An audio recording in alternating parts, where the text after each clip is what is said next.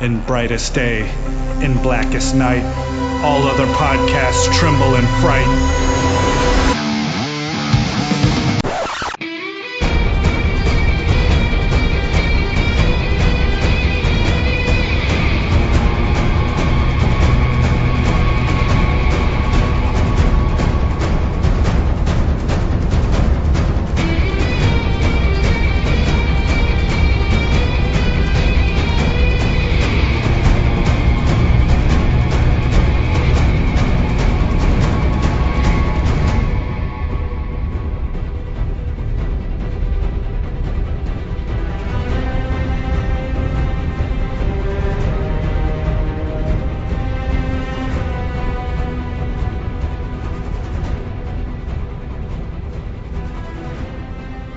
Hi, everybody. I'm Chad Vogelman, I'm Mark Marble.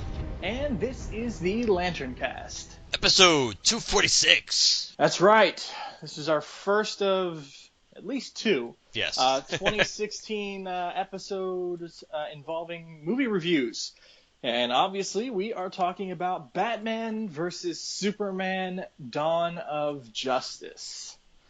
And anything else they want to throw into the title that to make it as probably as overlong and drawn out as the movie itself. So before we get into it, well, first of all, guys, we're just going to be talking general thoughts, and clearly, this episode contains spoilers. So heads up. I have attempted to stay away from all other reviews of the material to keep myself relatively, my opinion relatively uninfluenced from others that I respect and admire. So, and we don't have feedback in this episode, so this is just going to be our thoughts on the movie. So before we get started, Mark, on a scale of 1 to 10, what do we think? I would probably give it a 7. Yeah, I was actually thinking, like a 6, 6.5, 7, something like that. Probably somewhere between a 6 and a 7. Clearly, the public is divided on this movie. It's making serious bank, so it's no doubt a financial success. Well, to be fair, we have to really wait till after its second weekend to really know how financially successful it's going to be, because there was still that speculation that worldwide this thing was going to have to come close to $1 billion for it to be truly financially successful based on everything they invested in it and had writing on it. So, but I know what you mean. But we knew going in. I mean, the one thing that was never in doubt, and we had talked about this repeatedly, we knew this movie was making money in its opening weekend. Yes. Regardless of whether it was a steaming pile of you-know-what, it didn't matter. It was going to make money. So from that point of view, it was review-proof, because the interest and the want-to-see factor alone, the event factor, was going to drive people to the theater. And that didn't, that part, that held up. That held up fine, but it's not like it came close to the Avengers money. It's not like it came close to Jurassic World money. It's not like it came close to Star Wars money. It did beat the Dark Knight or whatever, but or whichever one of those, Dark Knight or Dark Knight Rises, whichever one is still on top for the opening weekend of those. It had to have beaten Dark Knight Rises. I think that's the one. I think that's the one that made 100. I'll find out in 1 second. I think that's the one that made 155 or something, or 158 million. I feel like if it beat the original Dark Knight movie, that article would be plastered all over my Facebook newsfeed. All right, so the movie itself. Obviously, look, I have no idea where to start, so I've been thinking about this all day. I've had some medical issues today. I called into work, so I've been kind of thinking about all this. I saw it yesterday. That would be Wednesday, the 30th of March. What do I want to say? I've been thinking, and I think the problems I do have with this movie stem from the fact that I personally think that Zack Snyder does not understand Superman. Because this movie... Now, I hesitate to say this because it's clearly got a whole lot more elements than just this. But this movie, in some way, shape, or form, mixes The Dark Knight Returns with the death of Superman. Those are two very different stories for Superman. And they don't need to be mixed. I feel like where they're going with this, because there's a moment in there, and I've got it here on my phone. There's a moment there. Obviously, guys, we get introduced to the Justice League at some point in this movie. Well, what will become the Justice League at some point in this movie, and the Flash shows up after that. What they're calling the Nightmare with like Night KN. Shows all the dark side symbol, the parademons, all that stuff. Then you get this thing with Flash, who it's like a dream within a dream, and you see, he's like reaching through the lightning. He's coming through some sort of portal, time travel, whatever he's doing. And I found the quote because it was kind of hard to make out. Like, I couldn't tell everything he's saying, so I found the line on the line, and he says, "Bruce, listen to me right now. It's Lois Lane. She's the key. Am I too soon? I'm too soon. You were right about him. You were always right about him. Fear him. Fear him and find us. You have to come find us, Bruce." That's what Flash says. Now, who him is can be speculated. Most people assume it's Superman. I'm going with the assumption that it's Superman, because there have been several storylines involving.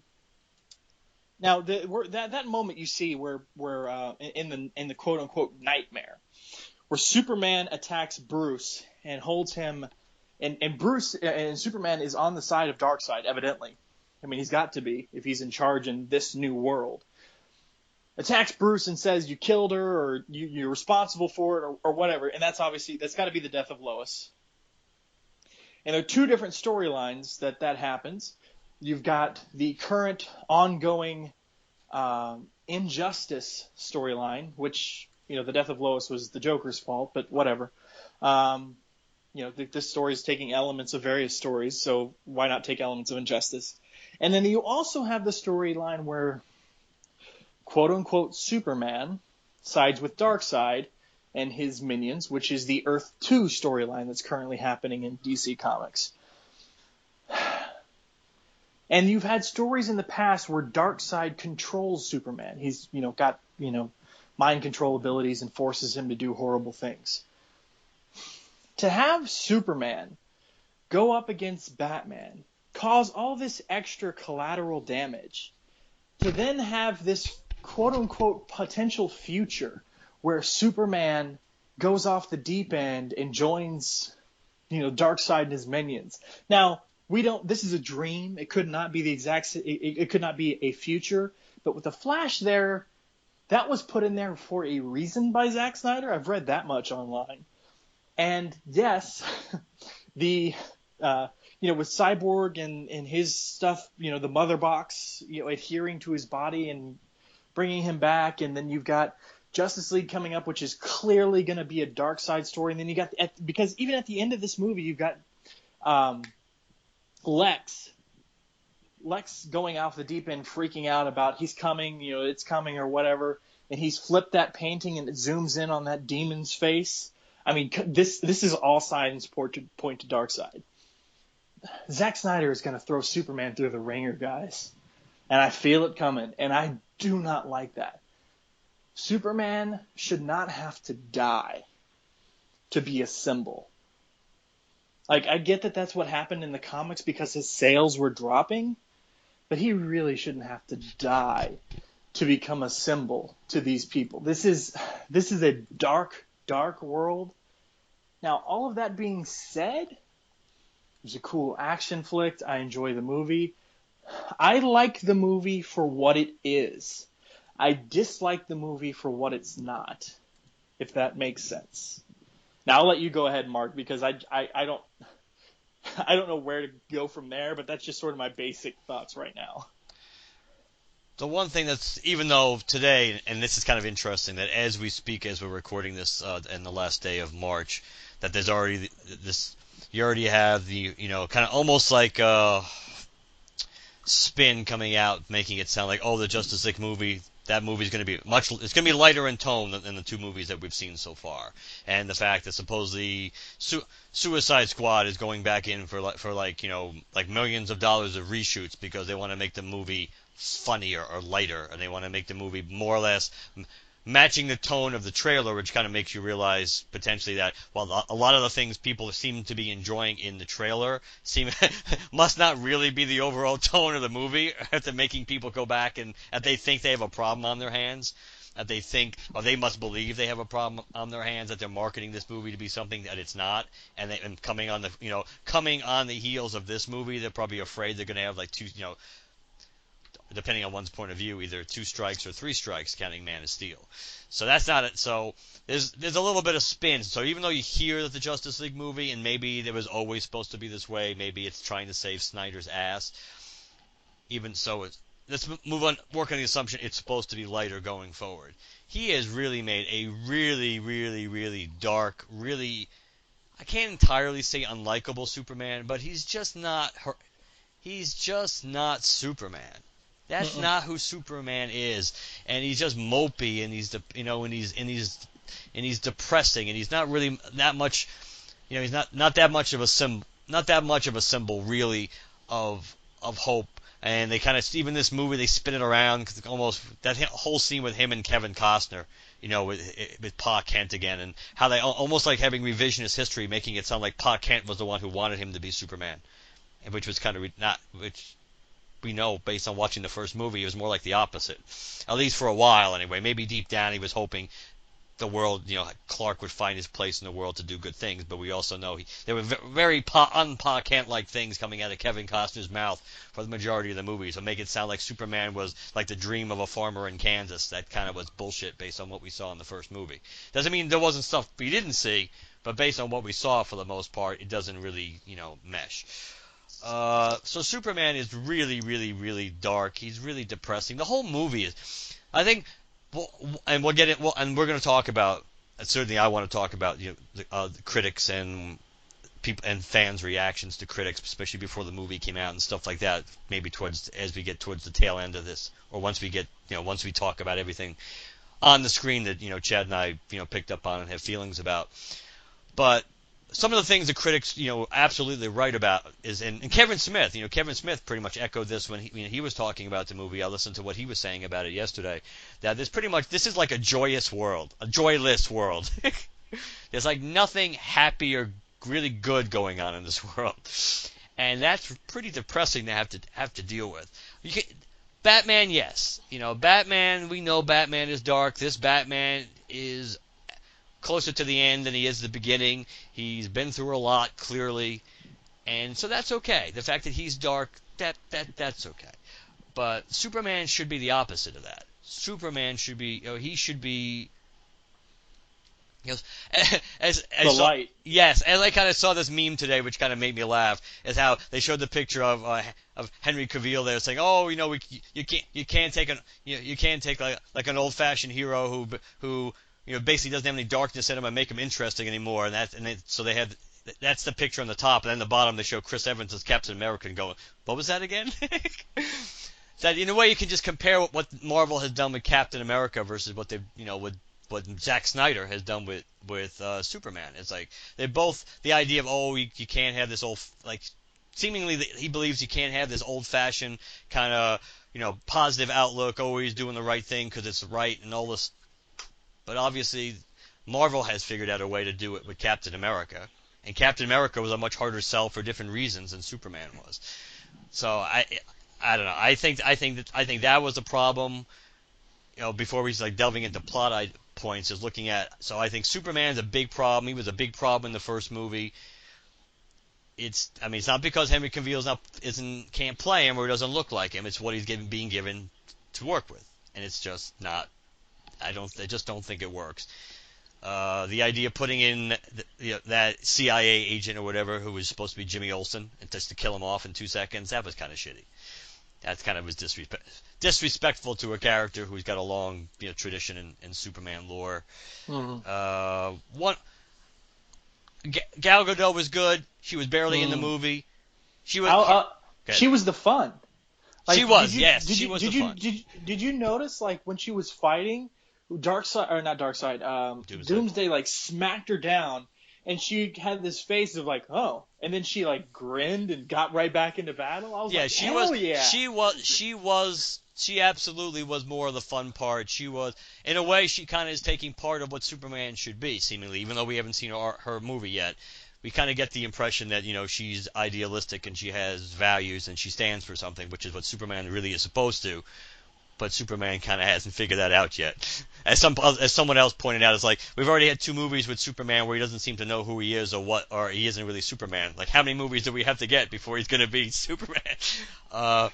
Really Superman. So she was cool. I think people kind of, and we'll get to this when we talk more about the reviews and everything and the critics, but I think to a certain extent people kind of making it sound like, oh, she blew, Black Widow out of the water and all this stuff. It's like, hey, she might very well do that. Let's be realistic and not see what we want to see. She was in the movie for probably 10 minutes. She probably spoke 5 minutes worth of probably not even 5 minutes of real dialogue in the movie.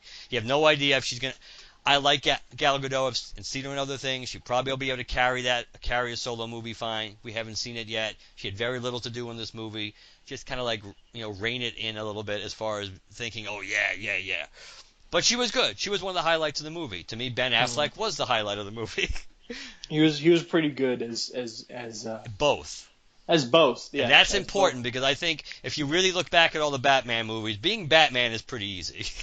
Putting on the suit and even as bad as Batman and Robin was, the worst part of that movie was not George Clooney's Batman. It was George Clooney's Bruce Wayne, because he's this warm, fuzzy Bruce Wayne, and that's not Bruce Wayne. There's an element of that deep down inside of Bruce Wayne, but that's not how Bruce Wayne carries himself. So I think the harder part is always playing Bruce Wayne. That was one of the things that Christian Bale was really, really good at. It's one of the few things that I think was good in Batman Forever, because even though I didn't like Val Kilmer overall, I think he captured an essence of Bruce Wayne that certainly Michael Keaton didn't, because he had that cold, that distant aspect of his personality, which is what Bruce Wayne really should have. But Ben Affleck, I know there was a lot talk about hate, and we'll get into that too. There's a lot of hate about Ben Affleck when he got this role. I never had any doubt that he would do a good job. I never had any doubt that I figured he was going to be one of the better parts of this movie. And the way he and Jeremy Irons interact as Alfred, that was a good relationship. I like the fact that we kind of, even though Alfred's really not doing much, but butlering, he certainly is going back to kind of, well, in a way, when we think of Alfred to a certain extent, being involved in things and tinkering in things, and he fulfills a Jarvis role, actually. Yes, he does, and on many levels, including like being his conscience, I should say. So that was all good. I didn't like Eisenberg at all. It really comes, and Jim I don't think Jim's seen it yet, but he thinks he's going to like it, because basically what I explained to him was, if you like what you saw of Eisenberg in the trailer, if you like that interpretation, then you'll like his Lex Luthor. If you don't, then you're not going to like it, because some people I know before the movie came out were spinning it like, or again, and maybe it was just wishful thinking, not trying to I'm sure it was, not trying to pull the wool over anybody's eyes. The idea that this might just be one aspect of how he plays Lex. He may play him more traditional like in other parts, but no. What you see is what you get in the trailer with Lex Luthor, and that bothers me, because Lex, and some people have compared him to the Joker in this. He's not Joker, but Lex as he should be, is sadistic and brilliant. He's not unhinged. Like, brilliant and unhinged don't really go together. Okay? Like, you could see, like, his jaw, like, trembling, like he was just it took everything within him to hold back from just ripping somebody's throat open or something. Like, you know what I mean? Yes. You got that feeling from him this whole movie. And I'm like, there are times where Lex has lost his temper. And Lex does have a temper. But this just always felt like just Lex was just on the verge of going nuts. And it's just like, the only time I felt threatened by Lex at all, like, I felt he was a serious threat to be considered and all this other stuff is when Lex makes it inside the scout ship and says, he assumes command of the vessel, and then he goes, "Tell me everything." Like, at that point, I was like, that right there is Lex. Lex wants to know everything and put it to his own ends. But the rest of it, I just did not buy at all. Did not buy it at all. No, it wasn't good casting. It really wasn't.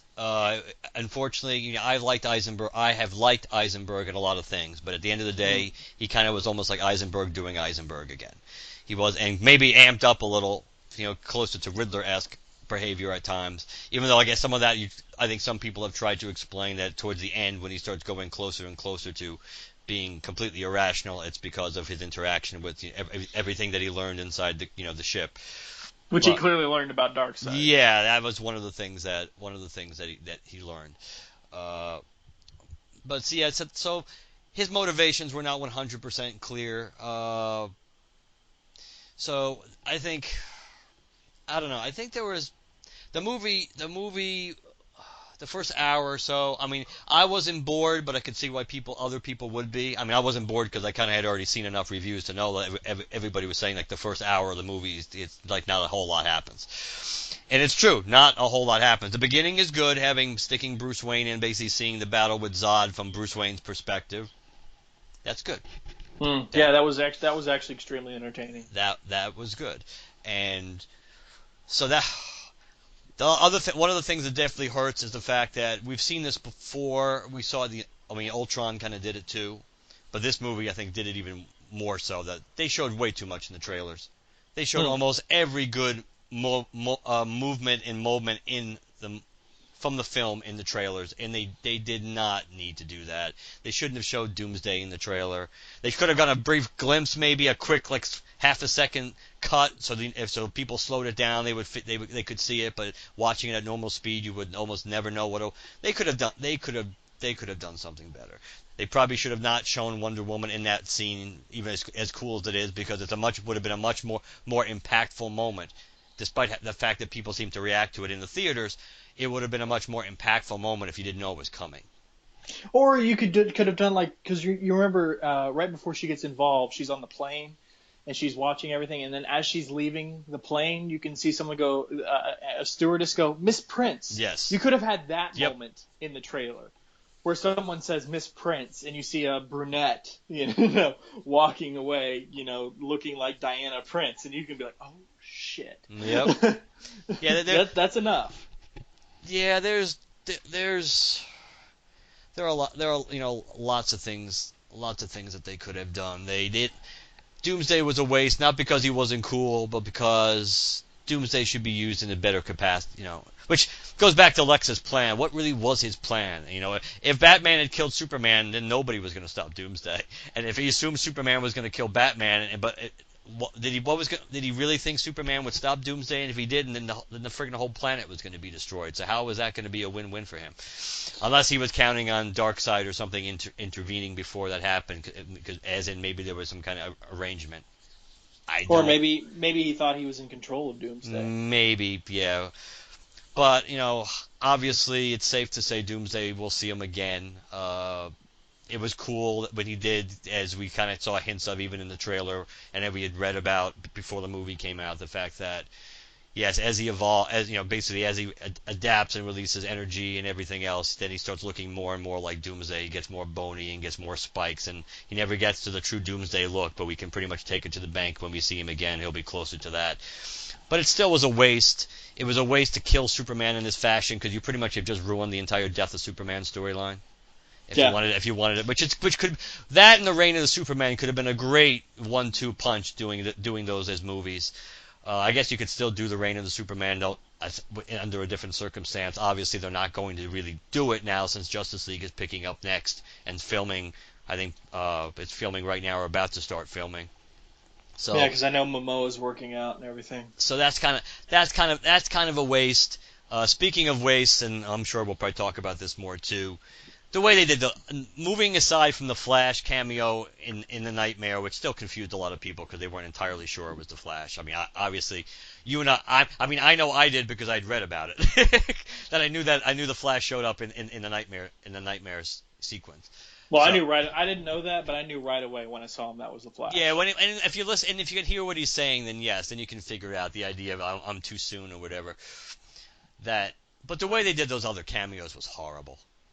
It was extremely forced. It felt forced. I mean, let's be honest. You still got the fanboy jolt of, oh, there's the Flash symbol in Cyborg, and you know what all those things meant before someone clicks on the video. You know, as a fanboy, you know what that is when you see it. But yeah, they felt really forced. I was really knowing that the Justice League was going to have cameos, like the crew that. I was really hoping that those cameos would be they show up for the final battle.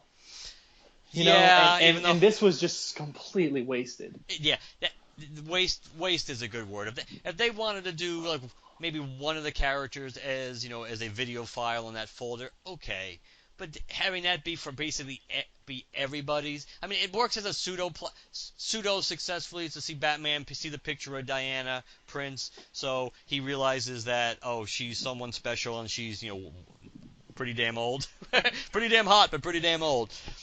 Okay, but have that be basically, and yeah, they stretched it a little because we get the Flash in the Nightmare sequence, but to introduce to have all, including the Flash, to have all little teeny video files on the he steals off the drive. And speaking of, let's be honest, I'm going to use a bad word here just because I think it's time. They couldn't have fucking thrown in a Green Lantern symbol on that. You didn't even have to open the goddamn folder. You could not have had a Green Lantern symbol on or Shazam too. You couldn't have had those symbols at least on the goddamn drive. And maybe what I thought was maybe have like Diana about to open one and then like that power surging or something happens and she never gets the chance to finish what she was doing. You could have done that.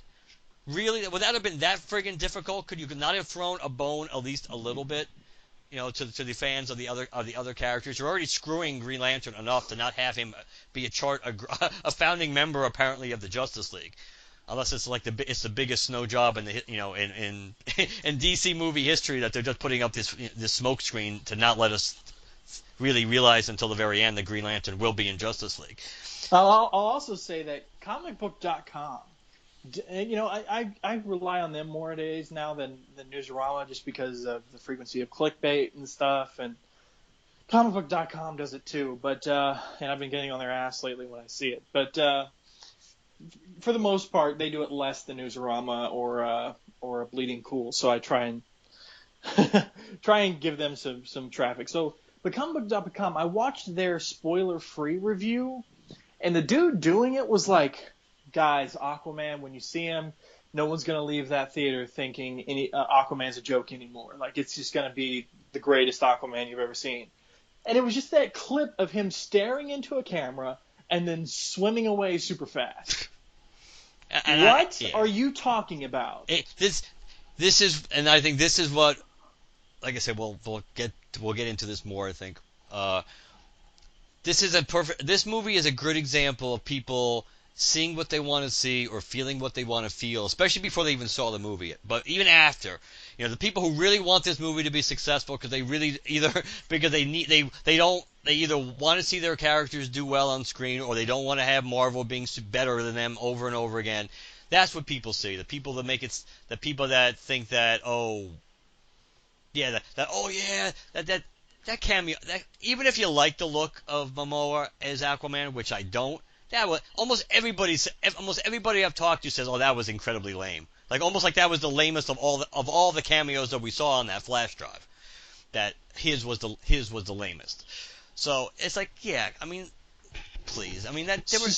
Speaking of cameos, I don't like the Flash one, and I don't mean the Nightmare sequence. I don't like that either.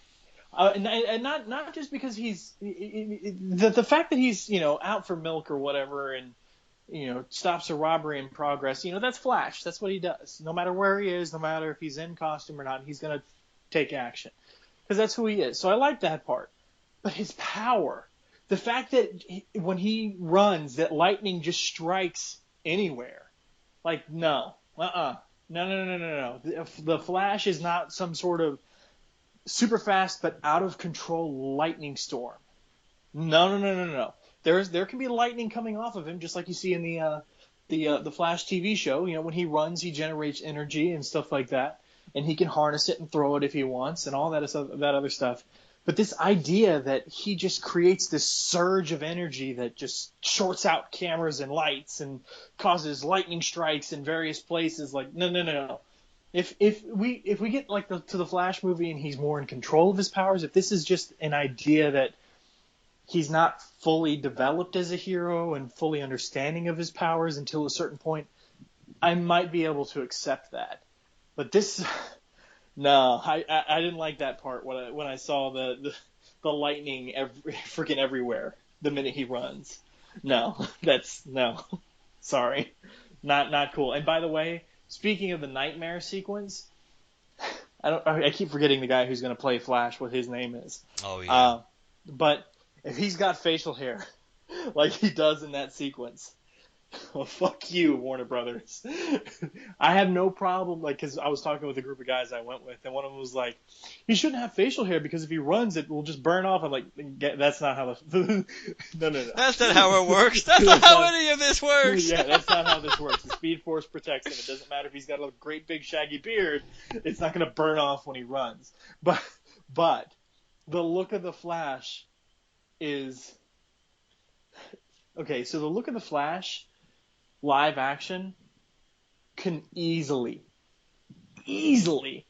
go from awesome to stupid. Facial hair is one of those things that would ruin the look of the Flash. Do not give Barry facial hair. Now, that looked like Barry was coming from the nightmare world where, you know, he's got armor, things are ragged, the world's gone to hell. You know, anytime you see a post-apocalyptic world, you know, the first thing to go is hygiene. So it's not like he's been shaving regularly. So that's fine. But if he's just got running around in full costume with that stupid scraggle, I'm going to punch somebody in the face. Because Flash is a great character. You cannot make simple mistakes and allow it to screw up that character. And one of those is the way he looks. Because, and again, I'm repeating myself, but it's so easy for certain characters to really screw up their look with just simple things here and there. Like, for instance, Sinestro. You remember what they wanted to do with Sinestro in the Green Lantern movie? You read the script-to-screen book, right? Yes. They wanted him to have a ponytail and like all this other crazy stuff. And Mark Strong was actually the one who intervened and said, no, he needs to look like he does in the comics. Thank fucking God. Because Sinestro is one of those characters. He's threatening. He's, you know, he's, you know, there's so many different aspects of Sinestro that make him a great character. But he's one of those characters that if he looks ridiculous, you're not going to take him serious. You know what I mean? Right. I kind of feel like Flash is the same way. He's super powerful. He's a really great character to watch, and he's in a lot of ways, you know, outside of Superman, Flash is also the light in the DC universe, and you can't risk screwing up Flash, especially if you're not going to hinge so many bets on him, like being able to run back to the past and, you know, give people warnings and stuff. You know, a lot of your stuff evidently seems to be riding on Flash, and yes, again, I know that the nightmare sequence was quote unquote just a dream. But come on, guys, with Darkseid coming down the line and all this other stuff coming down the line, we know that's not a dream. That's a vision or something. Forget how Bruce Wayne with no meta powers gets this vision. We know that is if what we see there doesn't happen, we know that if something doesn't happen in the next few movies, that is the world we could end up in. So yes, it's a dream, but it's a possible future. So yeah, we know Darkseid's coming. Yeah, he purposely, and Snyder admitted this, he kind of purposely kind of did it where it can be where basically you interpret it the way you want to, whether it was entirely in the vision, in the nightmare, or whether it was both, whether it basically he was reaching out to Bruce that way, which would, and you can read into that because when Bruce wakes up, there's still like papers flying and stuff, so you could very easily interpret that. And you think about the cameos, but when the kids in the beginning of the movie are fishing out that kryptonite thing, wouldn't that have been a great opportunity to have Aquaman there? Would that have not made a much more logical cameo for Aquaman? Yep. Even if he was just lurking in the water, because especially since it was where that ship was, where the world engine or whatever was, at the one that was the Superman destroyed before coming back to Metropolis. So that would have so those are two golden. I mean that, and like I said, the Green Lantern and/or Shazam symbols on the flash drive, even if you don't open the folder. Honestly, that's stuff that.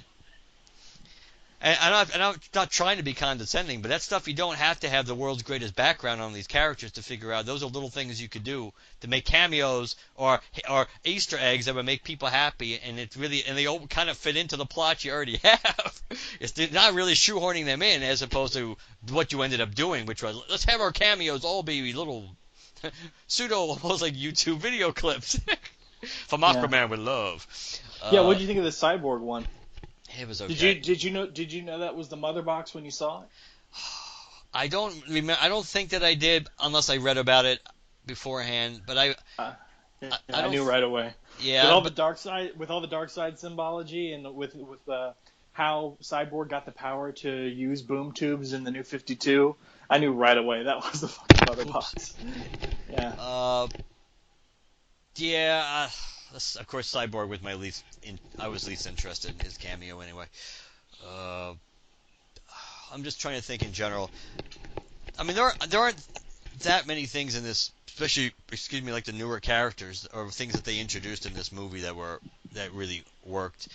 And some of the things that I didn't like. I mean, I like Diane Lane carrying over from the first movie because I liked her as Clark's mother, even though the whole Martha thing being the thing that saved Clark's life, it's about as lame as you can get. Our mothers have the same name, which kind of was funny because I completely zoned out about the fact that was true, which is a valid point, but look when they were created, so I guess that's certainly a hell of a lot more common name back in the 30s and stuff. Wait, have you seen the meme going around about Civil War? How the conflict's going to be resolved by both Steve and Tony having best friends with the name James. Let's go for ice cream. Yes, but I don't like Amy Adams as Lois Lane. It's not because I liked her better in this movie. Yeah, she might have been better, but I never saw her as Lois Lane to begin with. In the first movie, I don't think she looks like Lois Lane. I don't necessarily know if she acts like Lois Lane. It's just, and it's nothing against Amy Adams because she's good in a lot of stuff. I just don't think she's Lois Lane. So I think, and she hasn't swayed me over in this. And she didn't, and it's not like she had a whole hell of a lot to do in this movie. She kind of just was, just there to be there. And throwing the stupid the kryptonite spear away was real bright, just in general. I can say you can kind of see some of it, but when you watch movies, it's one of those things you just see and it's like, why would you do that? It's like, especially as you're watching it, you're like, well, that's dumb. You're gonna need it in 10 minutes, right? Yeah, see, that's why. Yeah, that's. Yeah, just like in a way, I'm not a huge fan of having Doomsday be vulnerable to kryptonite, but based on the way the origin that we got of him, it made sense. But and yes, it doesn't preclude Doomsday from being like the Doomsday we know, which is that he adapts. So what killed him the first time won't kill him the next time. What do you think of them? Because there's piecemeal things. There's some Dark Knight Returns. There's some Death of Superman. There's also some. Did you notice that essentially Doomsday's origin is almost Superboy's origin? Yeah. Yes, actually, yeah. That was true. Yeah, except for using Superman's aura or DNA, they used Zod's. Yes, and Lex's blood gets. Yeah, that is true. I didn't. Yeah, I wasn't a fan of his blood being mixed in. Yeah, for those of you who don't know what we're talking about, who are relatively new to comics, that's probably a small minority of you. But on the off chance, in the 90s, the Superboy you got was a product of Superman's DNA and Lex's DNA. It was a clone, and the genetic material was mixed between the two. So that's what we mean by almost the same origin. It's a Kryptonian, and Lex's DNA makes X, and in this case makes Doomsday. Yes. And even though Superboy kind of turned out much better, they both were, if you will, imperfect. Because Superboy, they couldn't really truly get much of Superman's DNA, so they just had to almost like siphon off pieces, like almost like his energy off his aura, and that's why Superboy didn't really. He had limited powers that were somewhat like Superman with his his telekinetic stuff, but doing Doomsday, what they did with Doomsday bothers me, just because again I do like the Reign of the Superman is such a great story, and it's like they don't even let us care about Superman enough before they kill him off. It's like we need to kill him off to prove a point, or to try to get people finally to care about in their universe, for people to care. But for us, it's just not the same as if you really. It's not the same as if this was like the Christopher Reeve Superman getting killed by Doomsday after like Superman 1 and 2. That would have great impact, because people they love that Superman. Did you? Because I think I read this. It must have been today. Did you hear about which Robin that's supposed to be? I didn't read anything different. It's not supposed to be Jason Todd? No, it is. It's essentially what Zack Snyder said, and he sort of danced around it. Well, but essentially what he said was this was a Robin that was killed by, and he used the word a young Joker. So that would forgive me for saying it, because I think it's a stupid ass idea. But that doesn't really discount the idea that this Joker we see in Suicide Squad might be a different Joker. Which would be worse, because the only Joker people, if anybody was going to accept the ex-Robin as Joker, Jason Todd's pretty much the only one they would accept going that route. They're certainly not going to accept Dick Grayson being the Joker. Well, no, that's what I mean. He insinuates that Jason Todd is the Robin that was killed, but he says a young Joker, so that doesn't really. It doesn't really discount the notion that maybe this Joker that we'll see in Suicide Squad isn't a Jason Todd Joker. And I hate that rumor. Yeah, and it could just simply mean that pretty much Jason. I mean, it would also screw up the lineage in the legacy of how many Robins has he had, because obviously because we know that unless they're going to try to make the Joker younger than Jared Leto is, because we know he's not that. He's in his 40s, I believe. So in real life, I think. So that if they're going to try, he looks a lot younger. Yeah. So if they're going to try to make the Joker maybe like in mid 30s or early 30s, then maybe it hasn't been that long since Jason Todd died. But it could also be that it could be like 10 plus years since Jason Todd died, and then to Batman. So now you see why this Bruce Wayne is getting further and further away from any kind of code that he had. Speaking of which. As in how Batman acted in this movie. Well, before you get away from it real quick, because you mentioned it. Okay. You mentioned age. We can figure out how old Bruce is in this movie, because when he visits his they have the years in the tombstone. The year they died, which I believe was 81 or 83, something like. I think it was might 81. Be. I thought it was 3, but it could be either one. Either or, and Bruce was probably 8 to 10, right?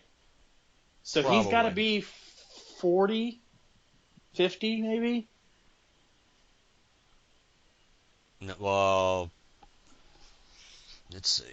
He would closer to 40. 40. He would be around, which would make sense, because that's about how I think that's give or take how old the character is supposed to be. So that would make sense.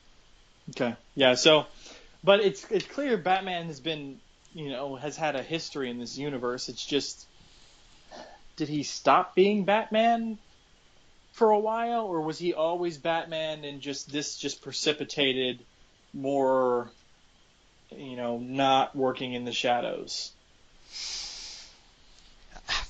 I would tend to suspect he's remained Batman. It's just he's being more aggressive and doing more things that he didn't do earlier as he gets older and more bitter, and again, depending we know obviously the loss of Robin has affected him since he still has the armor in the Batcave.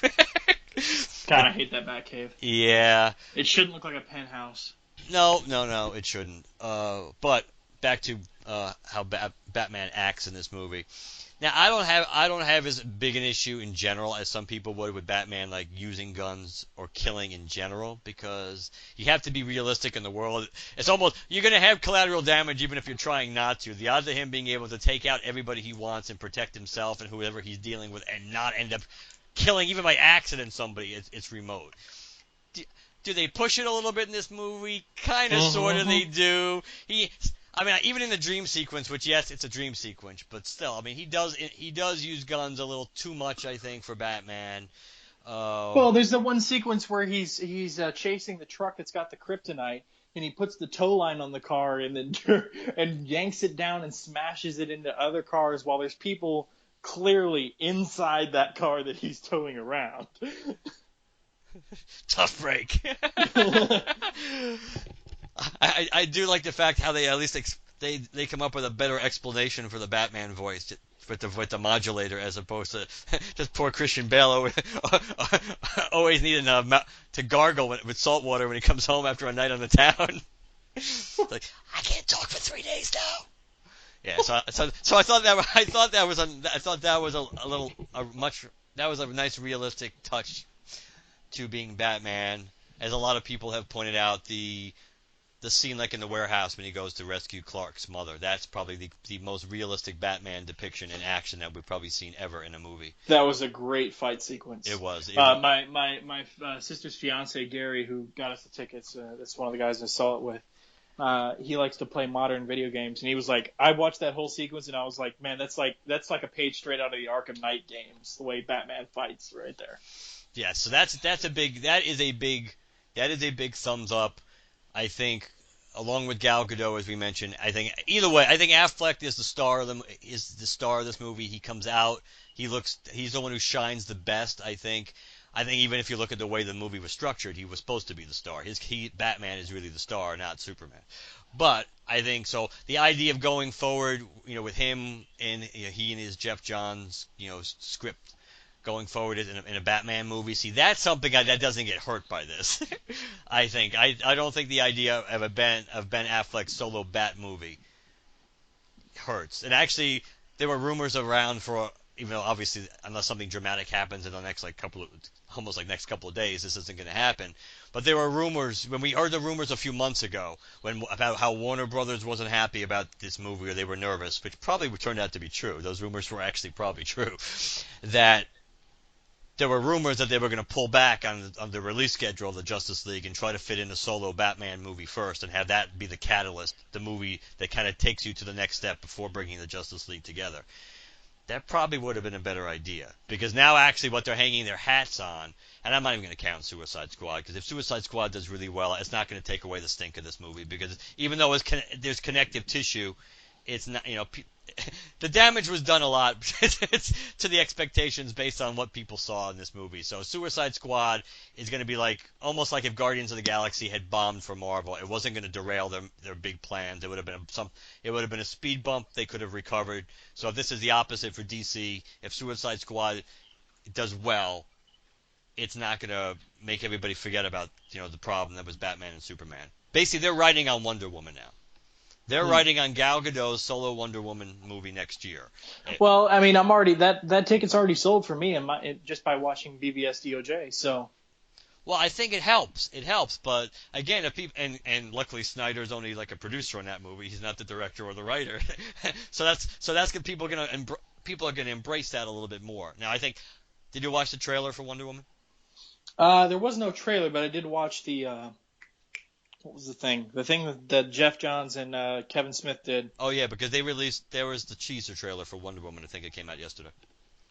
I didn't see it. Yeah, it's interesting, but I think what hurts the trailer, especially since the movie came out like less than a week ago, you can clearly see there's a whole bunch of action scenes that are directly lifting from Batman versus Superman and kind of like digitalizing out like other characters, and I think that just hurts it. Not just because of the how people are reacting to Batman versus Superman. Just because this movie is so fresh in everybody's mind and they're seeing this trailer, they know these scenes are from Batman and Superman. So I think they would have been better off not doing that. I don't think they needed it. The rest of the stuff that was in that trailer was interesting enough, especially for a teaser. They didn't need to do that. But Wonder Woman is what right now Wonder Woman's carrying the baton. So if for some reason Wonder Woman opens and people don't like it, if it does, or they do like it but it doesn't make tons of money, then they're really going to have a problem heading into Justice League. And it does. It kind of makes you wonder. It never was, I think, the brightest decision to be rushing into making Justice League, like literally like 2 weeks after this movie was opening, just in case something like this happened, which was that the critical response to this movie was horrible, and the fan reaction is at best mixed for everybody. Probably for everybody that says, "Oh yeah, I love it. I don't know what the critics saw." There's probably at least 2 people that'll say, I hated it, or it was okay, it wasn't great, there were some good parts, but there were some parts I had problems with. So it's tough, and this movie had 3 things it had to clear. It had to be to try to get DC successful on their own right, and then obviously there's always going to be that Marvel comparison. There were three areas they had, and 3 hurdles they had to clear. They had to have critical success, which that one's gone. That crashed and burned. That's a disaster. You can't spin it any other way. It's a disaster. Its Rotten Tomatoes score is hovering. It's at 29%, and it's got tons of reviews. It may not. I don't know if it's going to move a little bit. If there's any more reviews that are going to come, trickling in. But the odds are it's going to stay at 29, which is really close to Green Lantern.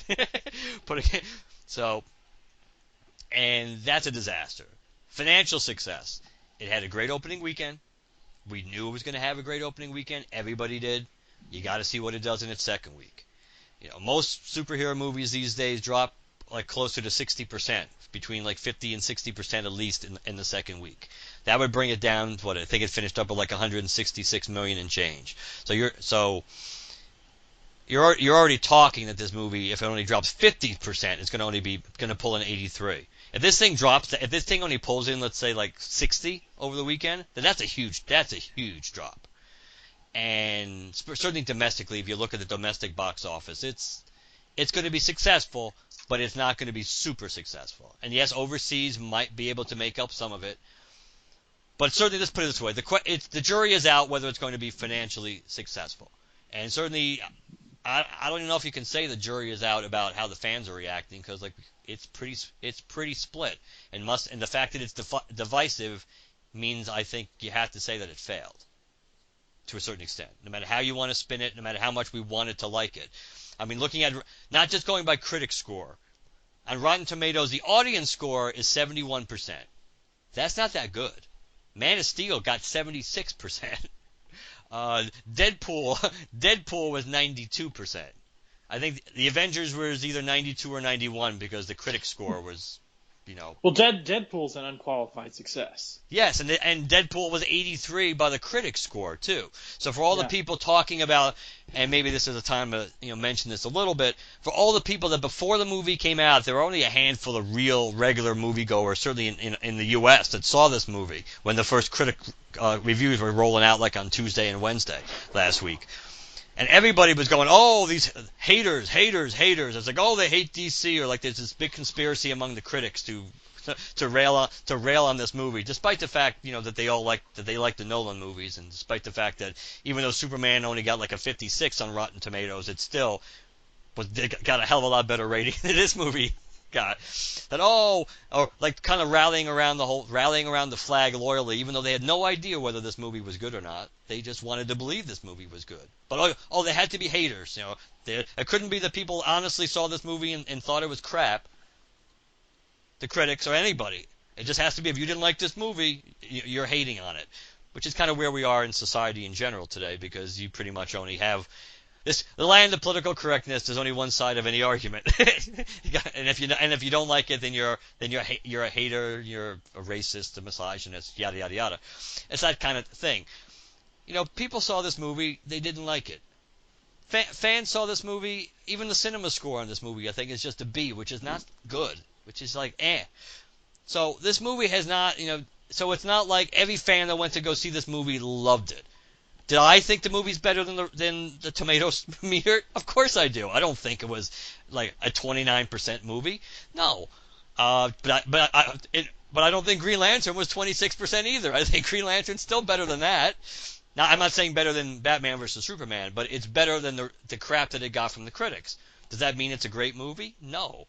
I mean, does that mean that yeah, I think Green Lantern was better than the ratings that it got, and I think at the end of the day, it should have gotten a higher rating. But that being said, do I think it's better than most of the Marvel movies? No. Do I think it's better than the Nolan Batman movies, even the ones like the one that I didn't like as much? No. It wasn't as good, but so I had a serious dog in the fight for Green Lantern. I wanted it to be good. It pained me to see all those reviews coming out before that movie opened up. So I think people have to rein it in a little bit, because I don't think it does a great service to our community of comic fans and movie fans when people just automatically just try to jump on people that say something we don't like. That is America in 2016, but that's not what it should be, and that's not how we should react, especially for something we haven't seen yet. I think there's enough evidence out here that this movie is divisive. Some people like it, some people hate it, a lot of people are in between. That just means that it wasn't sorry, I'm using a Marvel movie, it wasn't the Avengers.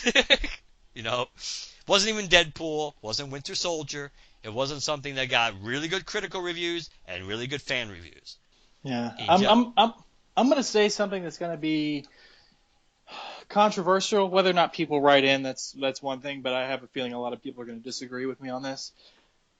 I think the direction they're going with Superman currently in the cinematic universe sets the tone for the rest of the movies.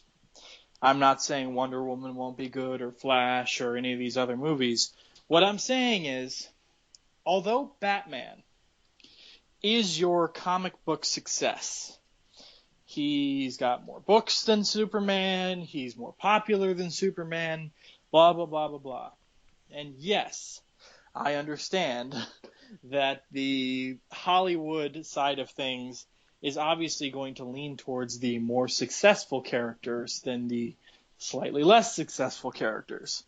But in my mind, no matter how popular Batman is, when it comes to the movies, when it comes to the Justice League, when it comes to setting the tone of the DC universe, and no matter what movie or what media they appear in, Superman sets the tone, not Batman. And I feel like they're going the route of using Batman to set the tone, which I think is a mistake, no matter how successful Batman is. It is a mistake. Now, you can disagree with me. You can tell me to go to hell, whatever you want. But in my mind, by treating Superman the way they are making a mistake. Well, I agree that they're definitely making a mistake. I mean, like I said, it would be like Marvel making Captain America this way. It would be like Marvel making Captain America. This bitter sad sack who loses his who really doesn't know who he is and doesn't really, and at the end of the day, his core values don't push him ahead to do what's right, just no matter what, whether people are agreeing with him or not agreeing with him. Kind of what we're going to see in Civil War, where he's obviously going to do what he thinks is right, even when it's not popular and he has to go against people that he would prefer not to be going against. But his values and what's important to him makes him do what he thinks is right. So there's no doubt about that. And I think the fact that, and overall, that the tone of Man of Steel has certainly carried over into Batman versus Superman, and whether it's true or not, and whether it's going to be true now, or even if it wasn't planned to be true, whether Justice League takes a slightly lighter tone, and it was, again, whether it was planned or whether this is like we got to save face now and we got to change gears because people are complaining how miserable our world is and our universe we're creating is. Like you said, based on even the things that they hinted at with the Nightmare, it's like it's coming back to Superman. And if they're going to make Superman to be an asshole, go take him from a character which is he's somewhat likable, but he's dark and he's brooding and he's kind of joyless to begin with, and then turn him completely into an asshole. That's not going to help your cause. Yeah. Now, maybe they're not going to do that, or maybe that's something they're building towards down the road. They're not going to do, in the right away in the Justice League movie, but it's some of this might be stuff that would pay off like down the road, almost like in their Age of Ultron, if you will, not the first Justice League Part 1 and Part 2, but another adventure down the road. I don't know, but I think it comes down to really Warner Brothers probably has made a mistake in putting so much of their eggs in the Zack Snyder basket, or letting him cook too many of those eggs. I don't think that was probably a good plan. There was some. I mean, I have seen Zack Snyder movies that I've liked. I thought he did a pretty good job. I thought overall with Watchmen, considering what that material was and what you could do with it for one movie, the way you had to condense it and what you had to do. I thought he did a pretty good job with it, but I was not married to the source material the way some people were. So I'm not. Yeah, ravenous fans, big fans of Watchmen, did not like that right. movie. So I acknowledge that. He's really good, much like Tim Burton. He's really good at making a visually beautiful and interesting movie. And much like Tim Burton, when it comes to storytelling and plots, and even writing and our dialogue, that's not his strong suit. And I mean, I like Sucker Punch because of the cast and there were some interesting concepts, but visually it was a really stunning movie, so I like it. But there's some and I thought 300 was good. I thought 300 suited his style pretty well. I don't know. Man of Steel was just so dark. It probably was a better movie than Superman Returns, since nothing happened in Superman Returns. Nothing good anyway. But I don't know if Zack Snyder's the guy that really should be steering this universe going forward. And I don't feel like he's a Superman fan. I mean, I hate saying that because I don't like being that person that judges other people, whether other people are quote unquote real fans or not. That's a big problem in the current geek community, is people, calling other people out for not being real fans of something. They're fake fans, or the girls who cosplay at conventions are just doing it for attention because they're not real fans. They just want the attention. That's not on you to decide. So that also carries over to things like directors in movies. But from the evidence, he doesn't seem like a Superman fan. Or as it could be, he might be a fan, but even though he's a fan, he still might not really get the character. True. He might, and that could be very well, being fair to him, that could very well be what it is. It could be where he's a fan, just like he's a fan of Batman, he is a fan of, to a certain extent, of Superman, but he may not truly get the essence of what the characters are. And that makes you that kind of, and in general, if that really is what's going on, or most people, let's say that happens to be true, people can get into his head, and you would know for a fact that's what the issue is. It's not that he doesn't like the characters, he just doesn't quite get them. That doesn't bode well for the Justice League movie, because those are the biggest characters you have to play with, and if you don't get those characters, it doesn't raise a lot of hope. You're gonna get the nuances you should be getting with the minor or second or B team characters or B plus characters too. I don't know. I think it would be it's very curious to see. I will be curious to see if Justice League Part 1 doesn't do well. If it follows the tradition of, certainly from a fan and critical reaction, that people are not happy with this. And again, it depends on when, and it depends how they get the filming schedule too. Because if this comes out what? Justice League comes out in 2017, right? The end of 2017.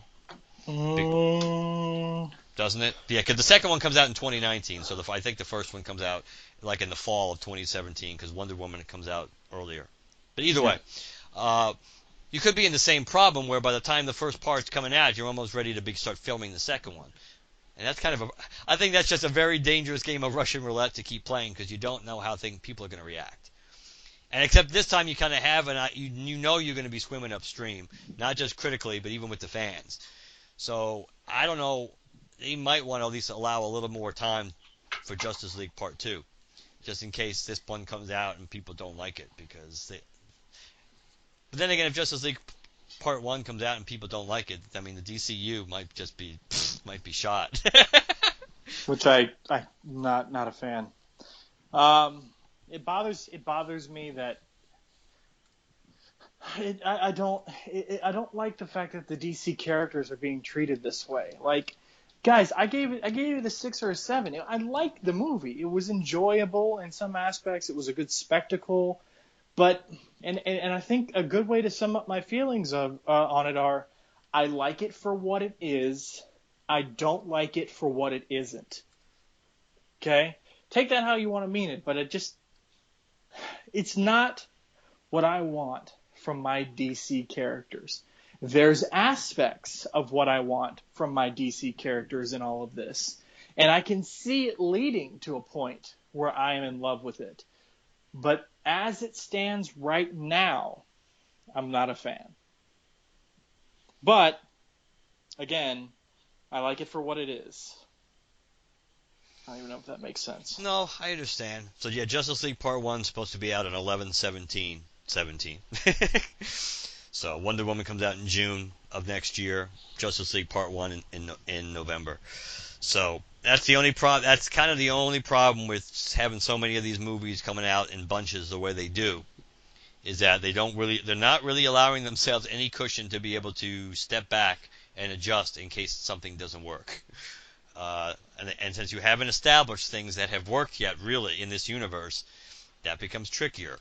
And even Marvel's. I mean, Marvel's been pretty good at allowing a good amount of gaps between Cap. Well, Cap only a couple of years now, but once you establish it, it's not a big deal. But even the Avengers movies. I mean, up until now, the Avengers movies have come out 3 years apart. Obviously, that's going to change when we get to Infinity War, because I think they come out. Is it back-to-back years? They might come out in back-to-back years, Part 1 and Part 2, because they're going to be filming them back-to-back, I believe. But I don't know. We always looked at their release schedule, and we kind of thought it was pretty ambitious to start with. Just like we always thought Suicide Squad was a pretty interesting follow-up to Batman vs Superman. Yeah. But now, if Wonder Woman needs to be a pretty good hit to have any kind of real momentum, I think, going into Justice League Part 1. If Wonder Woman does okay, even if it's not a huge financial hit, but the fans really like it, they probably could live with that. If it's the opposite, where it makes a decent amount of money, but fans hate it, they're going to be in serious trouble having Justice League Part 1 coming out like a little bit over 4 months after it. And yeah, I would probably really. And they may very well do this, since Affleck was certainly one of the big things that came out of this movie that people agree upon that they like. Whether everybody may not agree whether he was their favorite Batman of all the cinematic Batmans, but people agree that he was good. That I certainly would look at their schedule, and I would probably really seriously consider pushing back some of their smaller movies and at least fitting in a Batman movie in the release schedule, just because that is probably your best chance of getting people pumped again and getting some faith back in this universe, I think. And if you have a really successful Batman movie all across the board, I think that takes away a little bit of the stink from this movie. I think so. I don't know. I think that's or add it in. I mean, but like I said, their release schedule is pretty ambitious. They have at least 2 movies coming out every single year through 2020, supposedly. So they're kind of stretching a little thin, especially. I mean, I guess you wouldn't want to do it after Green Lantern Corps, because that's way too late. So looking at their release schedule, unless you were going to do something towards the end of 2018 or the end of 2019 to fit in a Batman movie, and you'd probably want to do Batman sooner than later based on the result of this one, you probably should try to. You might want to try to like push some of these movies back, or maybe give Batman the Aquaman release or Batman the Flash release instead, and swap some of these out. Maybe push Shazam back a little. But we will see. The movie definitely was not as this was not an utter disaster. This was not the worst. This was not the Howard the Duck of the DC cinematic universe or anything like that. But it definitely was not as good as it could have been. It could have been much, much better. There were lots of wasted opportunities. One thing I will give credit for is that I do kind of like the fact that even though we kind of always, whenever Batman and Superman really fight, that the odds are the only way Batman's going to win is if Superman's really not trying all that hard, really. Unless he gets zapped almost immediately with kryptonite and then he's screwed. But I do give them credit for actually having a resolution to the fight in this movie, as opposed to just having it a draw and then Lois Lane steps in. Mm-hmm. Batman clearly won. He clearly won because Batman would have killed Superman without anyone intervening and without Martha. So that impressed me because I didn't think we were going to actually get that. I didn't think you were going to get that clear-cut winner moment. Didn't surprise me that if they were going to give it to somebody, they would give it to Batman because, as you pointed out accurately, Batman is overall a more popular character, and they built in a way for Batman to win with the kryptonite and things like that. So it made sense that because that's the only way Batman can even the odds. But it was impressive that they actually had a resolution. A lot of times you figured that when you build up that there's going to be a fight between two characters, you figure they're probably going to be like a 2-minute fight. Then they realize that somebody's playing games with them, and then they work together immediately. At least we had a little more of a fight, and we actually had a resolution. So Yeah. I don't have much else to say about it, to be honest with you. I probably have a lot more to say, but I've only seen it once, and I'm still having a hard time defining things myself. I don't love it, and I don't hate it. So I can say that much. I'm going to need to watch it a couple more times. I'm going to need to kind of see where the DC cinematic universe is going from here on out, and there's a lot of things that need to happen. It kind of bugs me a little bit that DC is going for this rebirth thing with all their comics because they see what we don't supposedly they see what we don't like about their universe as it stands, and yet they're taking this direction for their movies. I don't know. But yeah, I honestly I don't have much else to say about it because I don't know what else I could say without more viewing and more serious consideration. I mean, I've only seen it once. I don't know if I'm actually going to see it again before it comes out on video. I can't honestly say that I will. There are things I want. I do want to see it again. I do want to see if I can pick up on certain different things in the movie. Your opinion is pretty much mine from the point of view that yes, I don't like it. I mean, I don't hate it. I don't love it. I'm kind of I think it's okay. There were some really good parts to it. There were some really bad parts to it. It kind of was a hodgepodge of a lot of different storylines, and I think that hurts overall because a lot of these storylines were really good that you could revisit on your own in an entire movie, let alone cramming them all together and kind of ruining the use of them potentially down the road. I mean, to me, the death of Superman, which leads to the reign of the Superman, is too good a storyline to just basically throw away until like the final 20 minutes of a movie. Yeah, theoretically they could pseudo do it again, but it's we've already seen Superman get killed once by Doomsday. You kind of already you kind of blew that already. It kind of from an expectation point of view, I went in pretty low. Not just because I was always going to go in somewhat low on this movie, but I went in knowing how low the score was on Rotten Tomatoes, and I went in expecting it not to be good. And I can't honestly sometimes going in with low expectations means you like things better. So, but it probably was not a great sign that I went in with lower expectations, and I didn't come out feeling that I liked this movie better than I expected. I kind of came out with exactly what I thought about this movie. I did think Affleck would be good. He was good. I thought Gal Gadot would be pretty good in what we saw her, in the role and the amount of screen time she had, which wasn't very much. So all she proves is she looks cool as the character, and she can be badass in action scenes, but she still hasn't proven she can carry, a movie on her own. She hasn't proven she can carry that character when she has more stuff to do with that character. If she gets more stuff to do, obviously. If as on a team, if she never gets to do much more than she did when teaming up with Batman and Superman, then it won't matter.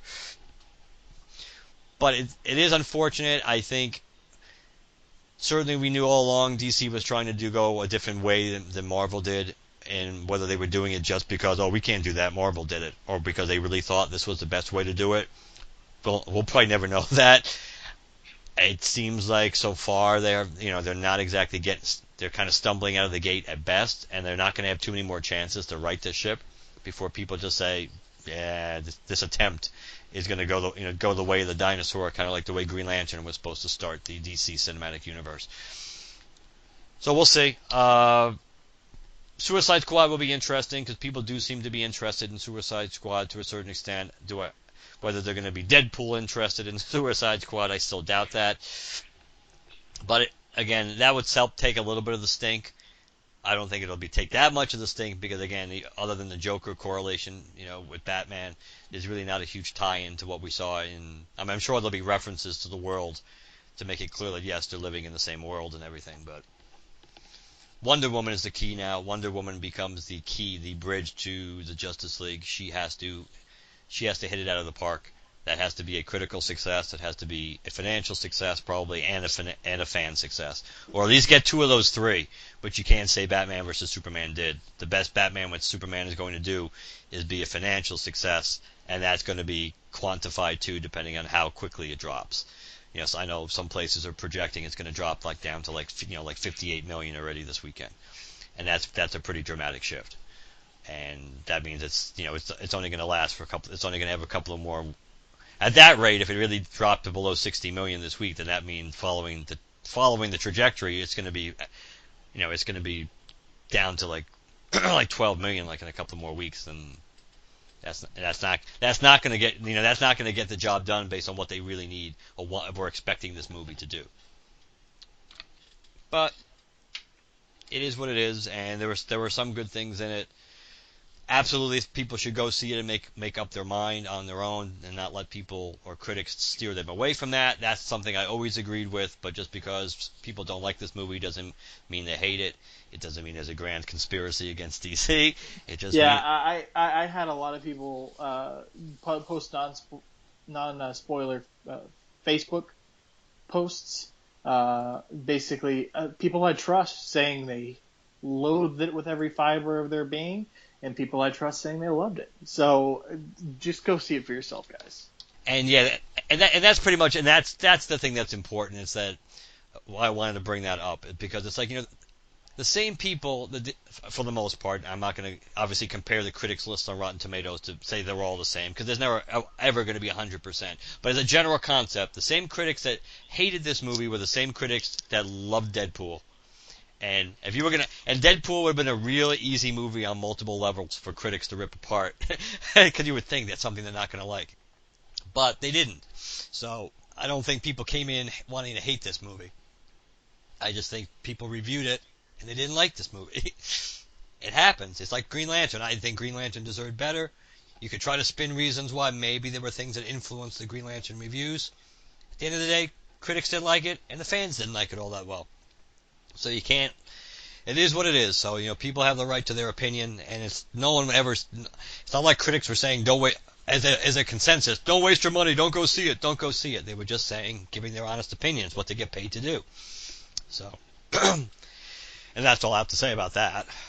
All right, you want to go ahead and close this out? If I can get my voice back, yeah.